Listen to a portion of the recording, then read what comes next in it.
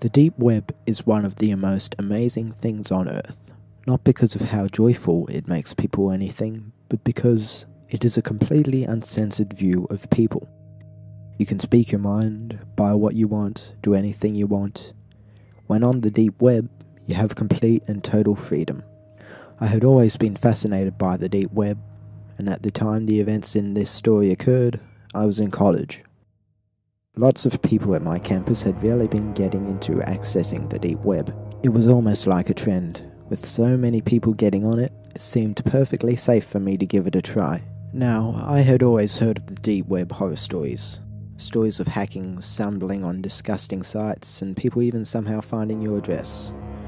These stories were mainly what kept me off the deep web, but with most of the people at my college using it on a normal basis, I decided to give it a go. I asked a friend to come over and help me set it up. When my friend arrived, we opened up my laptop and began to set everything up. He told me that we were using Tor, a program that lets you access the deep web. He also asked me if I was planning on doing anything illegal, to which I replied no. He said that since I wasn't, we didn't need to install Tails, which is apparently a software that makes it more secure if you plan on doing illegal things.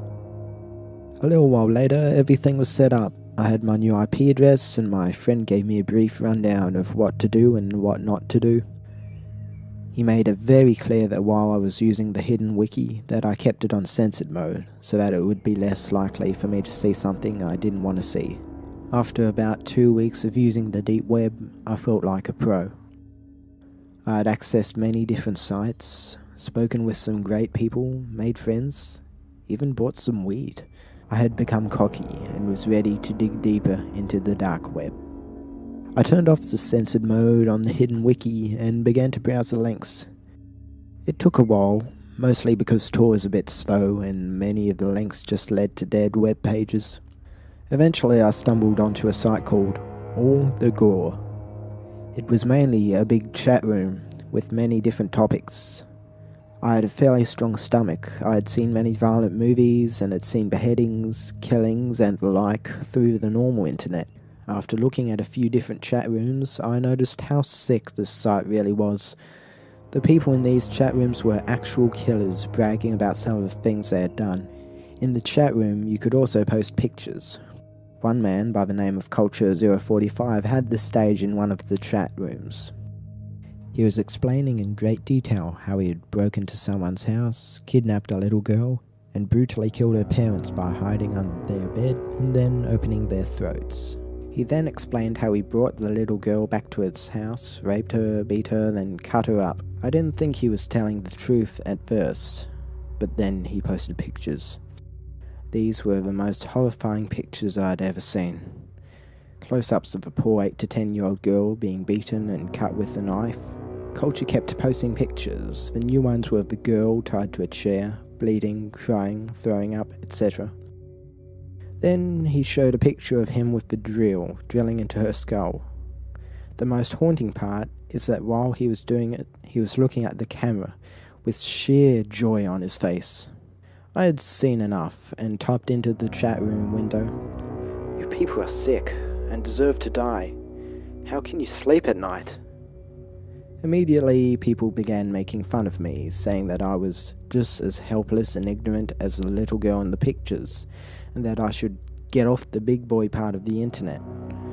They began saying I was a pussy and calling me an empath when Culture typed something into the chat box. Really? Where do you live, buddy? I'm sure everybody would love to see you on this site. I then made the biggest mistake of my life and typed, "I'm calling the police and having this site shut down." Less than a minute later, everything on the site went black and a new chat box appeared in green. In it, someone named Admin1 typed in the box, "Call the cops and you'll regret it." I didn't type anything in the box and reached for my cell phone. What happened next haunts me to this day. My phone said I had a new message. I opened it and it said, "Call the police and you're dead." There was no number. It didn't even say unknown number. It was just blank.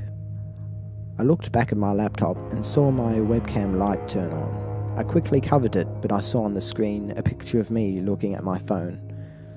I got wide-eyed and froze for a minute when the admin typed again.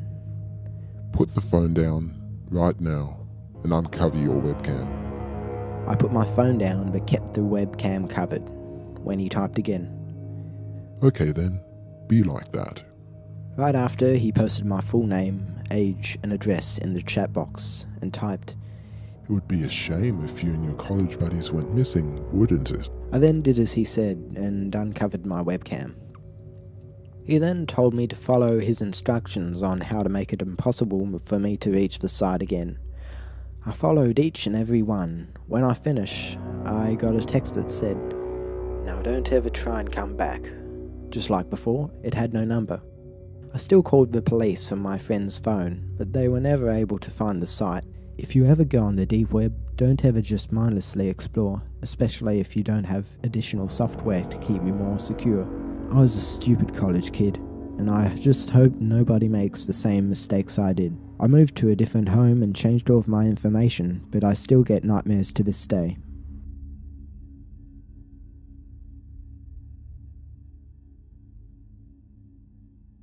That's the end of part 1. I'll be uploading part 2 soon.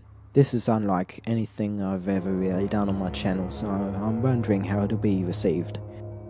This channel is basically going to be a place for whatever I feel like doing. There's no real theme to everything that ties anything together.